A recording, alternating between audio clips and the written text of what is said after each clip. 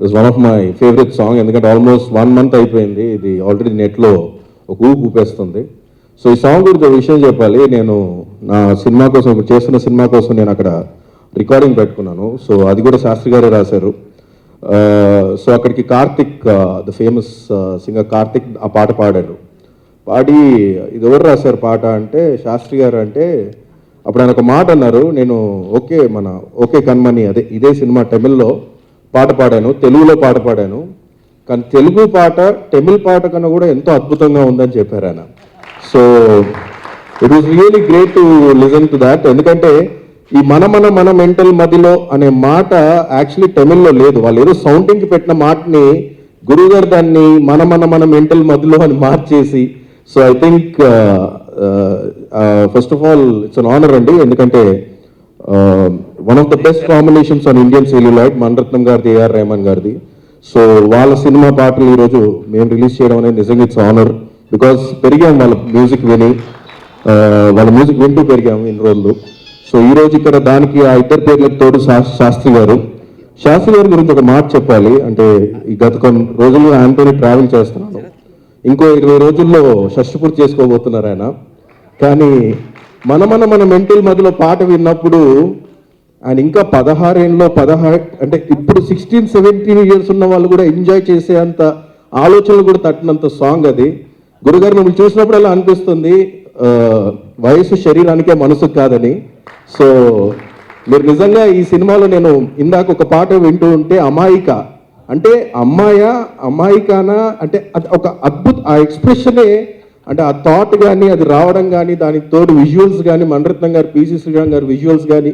So I think I can say only one thing that Mani garu is again, we're all waiting for you sir for this film and with all these things, and thanks for giving this film to R Raju garu and andariki kuda I think and Nani's voice for Dulquer Salman I can just imagine. ఎందుకంటే దుల్కర్ ని నిజంగా Bengaluru days చూసినప్పటి నుంచి నిజంగా hang over లో ఉన్నాం.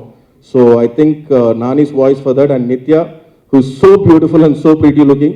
So all this combination looking I think ఈ సమ్మర్కి యూత్ఫుల్ ట్రీట్ అనేది ఉంటే అది ఓకే బంగారమే డెఫినెట్గా. So we're all waiting for it. Thank you very much. నమస్కారం. మన దిల్ రాజు గారు వెంకటేశ్వర క్రియేషన్స్ సినిమా వస్తుంటే నా సొంత సినిమా వస్తున్న ఫీలింగ్ ఉంటుంది ఇప్పుడు ప్రతిసారి. ఇక అది ఖచ్చితంగా హిట్ అవ్వాలని అవుతుందని, అంటే హిట్ ఎంత మణిరత్నం గారి సినిమాలకి అనకూడదు. మణిరత్నం గారు సినిమా తీశారు, సినిమాని ప్రేమించే ప్రతి వాళ్ళు అది చూడాలి అంతే నాకు తెలిసినంతవరకు. ఎందుకంటే నాలాంటి అందరూ డైరెక్టర్స్ అంటే మణిరత్నం గారి సినిమాలు చూసి మేము ఎదిగాం. మా సక్సెస్లో ఆయన భాగం కూడా ఉంది. ఎందుకంటే కెమెరామెన్స్కి ఇన్స్పైర్ చేయడానికి ఏదైనా ఒక మంచి షాట్ పెట్టాలన్న మణిరత్నం గారి షాట్లా ఉండాలని ప్రతి డైరెక్టర్ చెప్తాను. అంటే నేను చెప్తాను, మిగతా వాళ్ళు కూడా వెళ్ళను. నాకు నిజంగా ఈ సినిమా ఆడియో లంచ్ నా చేతుల మీద జరుగుతుంది, చాలా ఆనందంగా ఉంది. ఈ సినిమా ఖచ్చితంగా హిట్ అవుతుంది. అలాగే రెహమాన్ గారి గురించి అందరూ మాట్లాడారు, నేను కొత్తగా మాట్లాడట్లేదు. నాకు ఏ అవకాశం వచ్చినందుకు thank you. Rajanna all the best, super hit కొడుతున్నాం, summer hit. Thank you very much. తనని సాంగ్స్ వింటుంటే నిజంగా ఆయనకి షష్టిపూర్తి ఏంటి, ఇప్పుడు స్కూల్లో కాలేజీకి వెళ్ళాలి, ఇప్పుడు ఆయన రేపు కాలేజీలో జాయిన్ చేయాలి ఆయన్ని. నాకు తెలిసి ఈ సినిమా అందరికంటే ఎక్కువ బెనిఫిట్ అవ్వబోతుంది నేనే. ఎందుకంటే దిల్ రాజు గారి కంటే, మనీ సార్ కంటే, రెహమాన్ గారి కంటే అందరికంటే ఎక్కువ. ఎందుకంటే వీళ్ళంతా జెన్యున్గా నిజంగా కష్టపడ్డారు సినిమా కోసం. నేను కేవలం 4 రోజులు డబ్బింగ్ చెప్పి నా హిట్ లిస్ట్లో ఇంకో సినిమాని చేర్చుకోబోతున్నాను, ఈ సినిమా నాది కూడా అని చెప్పి. సో అంటే ఈ జాబ్కి నన్ను నమ్మిన మనీ సార్కి అండ్ ఇటువంటి ఒక మంచి సినిమాని తెలుగు ప్రేక్షకులకు అందిస్తుంది దిల్ రాజు గారికి మళ్ళీ ఒకసారి అందరి ముందు థ్యాంక్స్ చెప్తున్నాను. మామూలుగా ఈ రోజుల్లో ఒక ఆల్బమ్లో 2 పాటలు బాగున్నాయంటే అది సూపర్ హిట్ ఆల్బమ్ కింద లెక్క. సో ఈ సినిమాలో 9 పాటలు ఉన్నాయి, 9 దేనికదే, ఒకదాన్ని మించిన పాట ఒకటి. అసలు నాకు తెలిసి ఇందాకే నేను వచ్చిన వెంటనే రాజు గారిని చూసి అంటున్నా, సరే ఈ సినిమాకి ఏం అక్కర్లేదు, ప్రెస్ మీట్లు ఇవన్నీ మర్చిపోండి, మీరు ఫేస్బుక్లో ట్విట్టర్లో యంగ్స్టర్స్ వాళ్ళే తీసుకెళ్ళిపోతారు ఈ సినిమాని అని చెప్పాను. ఫస్ట్ టైం అంటే డబ్బింగ్ చెప్తున్నప్పుడు చాలా చోట్ల మాట కొంచెం సింక్ అటు ఇటు అయినప్పుడు బాగానే ఉంది కదా అని చెప్పి సరే వెళ్ళిపోదాం నెక్స్ట్ దానికి అనుకునే మూమెంట్ ఉంటుంది. బట్ అలా అనుకున్న ప్రతిసారి గుర్తొచ్చేది ఏంటంటే ఈ పాటలు శాస్త్రి గారు రాస్తున్నారు అక్కడ, మాటలు కాంప్రమైజ్ అవ్వదు. సో ఒక భయం, కంటిన్యూస్గా టెన్షన్. సినిమా చూసిన వాళ్ళందరూ పాటలను ఎలాగో ఫుల్గా పొగిడేస్తారు, మనం అసలు ఆ మీటర్కి తగ్గకూడదని చాలా ఇంకెక్కువ కష్టపడి చేసాం సినిమా. ఆయన మనీష్ సార్ని కలిసి, మనీష్ సార్ బిగ్గెస్ట్ అదృష్టం అంటే అక్కడికి వెళ్ళినప్పుడు మనీష్ సార్తో పనిచేసే అవకాశం ఉంటుందా లేదా అని ఒక డౌట్. అంటే ఆయనకి తెలుగు రాదు కాబట్టి ఆయన నాతో పాటు డబ్బింగ్లో కూర్చుంటారో లేదో నాకు తెలియదు. సో ఆయన వెళ్ళాను, చాలా ఇంట్రెస్టింగ్.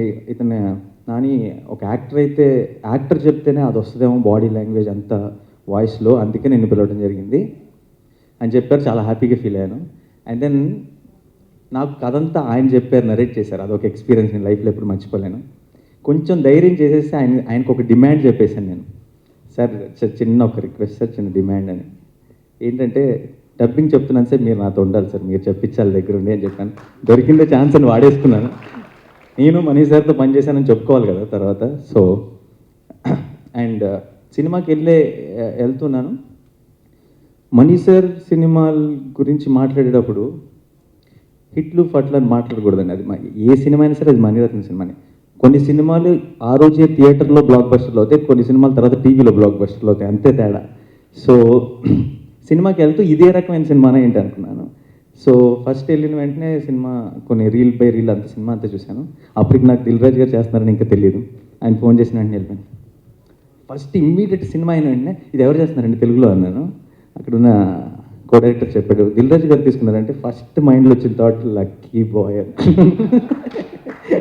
ఎందుకంటే అంటే నేను ఇప్పుడు సినిమాకి ఫస్ట్ ఆడియన్, నేను సినిమా అంతా చూశాను. నేను చెప్తున్నాను, నమ్మండి, ఇది చాలా పెద్ద సక్సెస్ అవబోతుంది. ఓకే బంగారం, ఇది అక్కడ నేను వెళ్ళిన తర్వాతే ఇది దిల్ రాజు తీస్తున్నాడని తెలిసింది. నానే చెప్పిన మాట నిజం. ఈ సినిమా ఒక మ్యాజిక్, ఒక మెస్మరిజం. నిశ్చయంగా ఆ సినిమాని దిల్ రాజు రిలీజ్ చేయడం చాలా గొప్ప సంగతి. రెండు, మణిరత్నం గారికి అభిమాని కానీ తెలుగువాడు అంటే ఎవడు ఉండడు. ఇంకా ఏఆర్ రెహమాన్ సంగతి, ఏఆర్ రెహమాన్కి అభిమాని కానీ ప్రపంచంలోనే ఎవరు ఉండరు. అన్ని ఎల్లల్ని సముద్రాన్ని దాటి వెళ్ళిపోయాడు. వాళ్ళిద్దరితోటి ఒక సినిమాతోటి పనిచేస్తున్నప్పుడు ఒక ఎడ్రినాలిన్ ఇవ్వాలి. నేను దిల్సేకి సింగిల్ కార్డు మణిరత్నం గారికి రాసిన ఆ సమయంలో సైమల్టేనియస్గా 3 భాషల్లో చేస్తుండటం వల్ల ఆయనతో నేను ఇంటరాక్ట్ అవ్వలే. ఆయన దిగ్గజం లాంటి దర్శకుడు. కానీ వెళ్ళిన మొదటి రోజు ఆ సినిమా నేరేషన్, మా ఇద్దరికి మధ్య మొత్తం సంభాషణతో ఇంగ్లీష్లో జరిగింది. ఆ నేరేషన్ విధానం చూసి చాలా ఆశ్చర్యపోయాను. తర్వాత ఆయనతో మాట అన్నాను, నేను చాలా కాలం ఏంటండి డబ్బింగ్ సాంగ్స్ రాసి, నిజానికి దీనికి రాయకుండా ఉండడానికి తప్పించుకోవడానికి చాలా విధాలు ప్రయత్నించాను. కేవలం ఇది మీ సినిమా అవటం వల్ల తప్పించుకోవడానికి ఇష్టం సాధ్యం కాక ఒప్పుకున్నాను. ఒకటి లిప్ ప్రాబ్లం ఉంటుంది, దానికోసం మాటలు అటు ఇటు కిట్టించి అదేదో మన భాష కానీ పరాయి భాషలాగా వాడాల్సి వస్తుంది. లిప్ని సింక్రనైజ్ చేస్తాను కానీ తప్పకుండా ఆ భావాలను నేను తీసుకొని తెలుగులోకి పూర్తిగా ఇవి మా తెలుగు పాటలు అనిపించేలాగా రాస్తాను. అది మీకు అభ్యంతరం లేకపోతే నేను రాస్తానంటే ఆయన చాలా స్వేచ్ఛ ఇచ్చారు. ఇందులో 8 పాటలు, ఒక్క పాట అరబిక్ పాట ఉంటుంది, మిగిలిన 8 పాటలు పదే వినండి. ఇడియమాటిక్గా ప్రతి పాట తెలుగులాగే ఉంటుంది. తెలుగులో ఉండగా తెలుగు పాటే రాశాను.